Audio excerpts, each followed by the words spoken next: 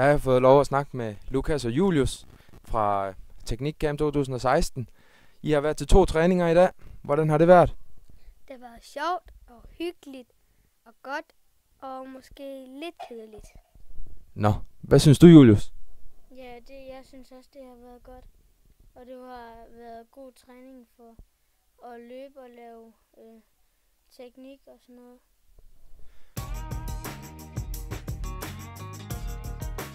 Jens og Joachim, I har været her siden i morges og været til 2 træninger. Hvordan er det gået? Godt. Gået rigtig godt. Hvad har I lavet til træningerne? Skudtræning. Hvad har du noget andet? Tekniktræning. Tekniktræning. Hvordan var det? Blev du bedre til noget? Ja, lidt. Sådan. Mikkel og Jonathan, I har haft 2 træninger i dag. Hvordan er det gået? Det er gået fint og sjovt. Jeg synes, det er gået rigtig godt. Hvad har I lavet i dag?